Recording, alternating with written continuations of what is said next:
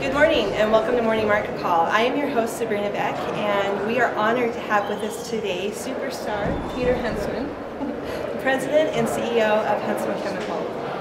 Peter, welcome to the show. Very glad to be here. Thank you very much. Very, very glad to have you with us today on campus. Now, as newly minted MBAs coming out of our MBA program, what type of recommendations would you have us, that you would give us going into a global community? Well, I would think that the most important thing is that you remain with an open mind. Look for experience, look for opportunity, look to be able to work in an environment, hopefully that will educate you on the globality and the global environment in which we live in. Take an opportunity to work overseas, even if the financial compensation isn't what you were expecting. The financial compensation will come in any career over time if you're successful. But initially, you ought to be looking for an opportunity to work with successful people, work with creative people, and take advantage of opportunities that are before you. That is great. Now, I know innovation is a huge part of Huntsman Chemical. You used to be a commodities company and have since evolved into working with people and focusing on consumer needs. Can you talk a little bit about the evolution that you have gone through with Huntsman Chemical on that? Well, it used to be, when my father started the business 40 years ago, most manufacturing around the world was centered in the United States. We manufactured virtually everything here, and we exported around the world. That certainly is not the case today. That's not necessarily bad. We've lost a lot of the manufacturing of basic commodity goods. A lot of that has moved overseas into India and China and the Middle East and so forth. But what we continue to do, and what we will continue to do for many years in North America, is innovate and to create.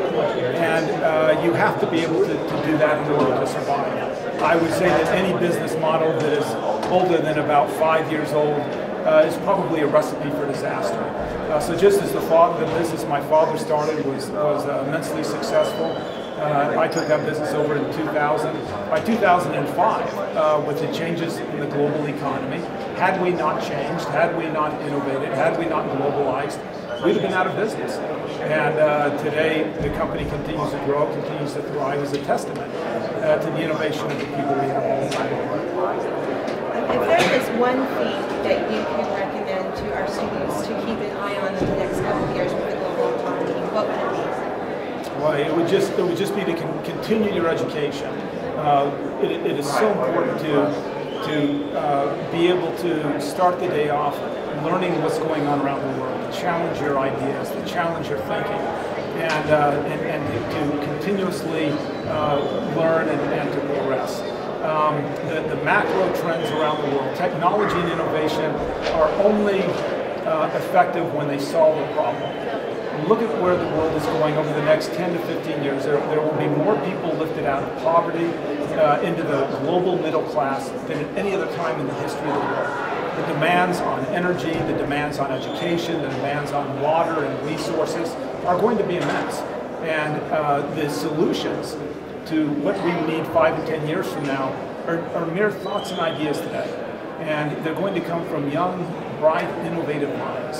And so I think that the better that people can focus on the macro needs and developing their skills globally, they'll certainly have a unique opportunity to take part of that global change.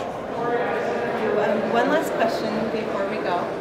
What has been the most surprising aspect of your career path as you've moved through the chemical company? Well, it's got to be the speed of change that has taken place. In 1978, I had an opportunity for the first time to visit China, and everybody wore a Maoist jacket. You could buy an outfit either in gray, black, or green. Everybody wore the same cap with a star. And people don't remember that China had thousands of warheads that were pointed at the United States. Now, by no means is the relationship between China and the United States perfect today, but from what it was 30 years ago, has changed immensely. When you go down the Bund in Shanghai, or you go down the main streets and main thoroughfares in Beijing or Guangzhou or Chongqing, you're seeing international stores, you're seeing American influence flourish, you're seeing European influence, and you're seeing Chinese culture flourish. And that is innovation, 1.3 billion people. You see the same thing happening in India. You see the same thing today as we speak here.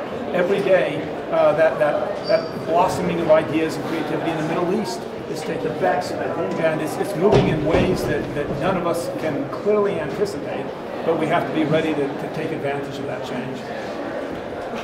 Thank you, Peter, so much for your advice and your insights into our world as it is today, and we hope that you have a safe trip back.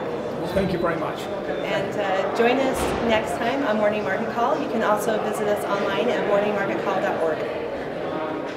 Morning Market Call is brought to you by the Marriott School of Management in cooperation with the Brigham Young University Department of Communications.